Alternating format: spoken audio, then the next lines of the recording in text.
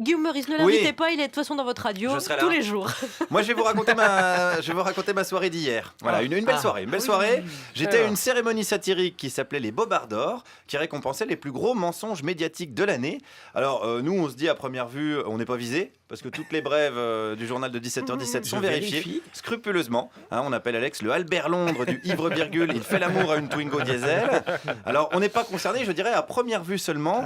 Laissez-moi vous présenter un petit peu la soirée. En partenariat avec plein de sites qui font ce qu'ils appellent de la réinformation, avec par exemple une dame, oui, ça part bien, avec une dame qui connaît bien le principe. Mais moi je reçois des journaux de réinformation depuis 20 ans, je suis une très vieille de la réinformation. Mais qu'est-ce que c'était les journaux de réinformation il y a 20 ans? Présent. Ah, mais c'est un journal d'extrême droite ça du coup? C'est vous qui le dites. Et pas vous? C'est de la réinformation. Ah, c'est vrai?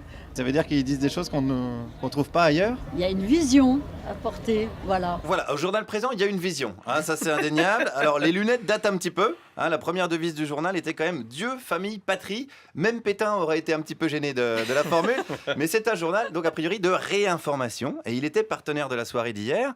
Alors, premièrement, j'avais une accréditation pour cette soirée, mais sur l'accréditation, ils avaient marqué journaliste. Donc je me suis dit, tiens, ça doit pas être des gens si bien réinformés que ça, parce que je suis autant journaliste que Manoukian, champion du monde de la synthèse. Mais bon, j'ai d'abord pu entrer et sentir un petit peu l'ambiance. Bon, on n'aime pas trop l'immigration, par exemple. Ça, il y en a dans les médias qui n'aiment pas trop l'immigration. Éric Zemmour, il a une émission de télé, par exemple. Je ne sais pas trop le situer, Éric Zemmour. Comment ça, Zemmour, vous ne savez pas où le situer? Je sais pas dire. Non, difficile à situer, Éric Zemmour, on ne sait pas, c'est vrai. Est-ce qu'il est à droite de Gollnisch, à l'extrême droite de Marion Maréchal Le Pen, qui était là d'ailleurs hier soir pour la cérémonie. Quand je vous dis que c'était une belle soirée, je vous mens pas.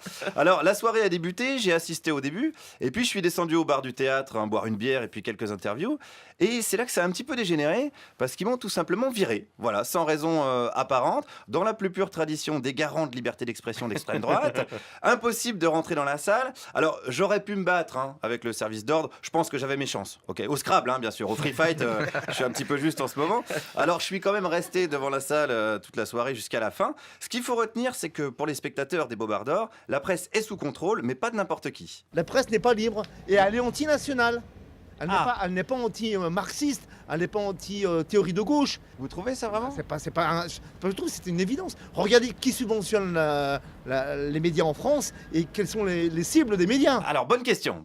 Qui subventionne les médias? On le sait. Que des marxistes-léninistes, le camarade Dassault, camarade Lagardère, le camarade Pigasse, enfin l'international du prolétariat ouvrier, quoi. Et quant aux cibles, c'est vrai que ce sont les nationalistes.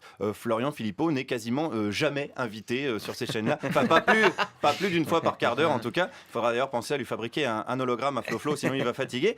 Donc, les médias rouges nous mentent. Exemple de Bobard pour cette dame. Par exemple, du petit Ayhan, le petit Syrien trouvé sur la côte turque. Ça, c'est un Bobard, ça?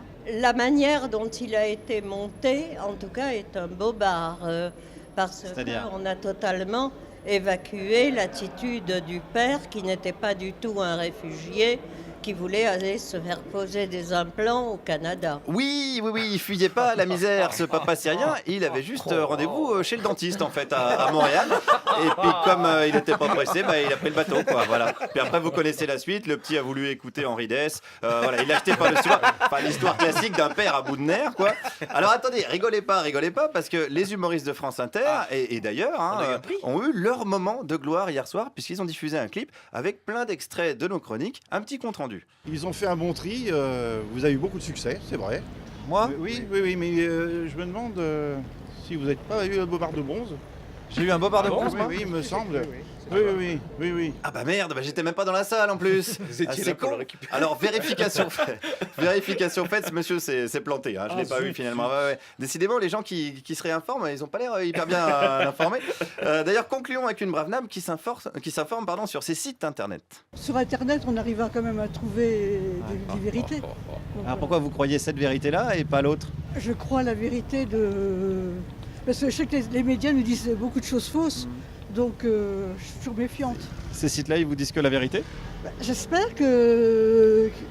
Oui, si, j'espère qu'ils disent la vérité, parce que... Et s'ils disent pas la vérité, alors? je me suis fait tromper comme par les médias normaux. Ah bah merde alors.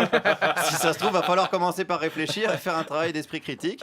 Bon, bienvenue quand même dans l'ère de la post-vérité, celle où Donald Trump deviendrait bientôt président de SOS Racisme, celle où Florian Philippot pourra dire 12 conneries en même temps, et celle où l'extrême droite française se cache sous des cérémonies rigolotes. Guillaume Meurice, merci pour tous les risques que vous prenez.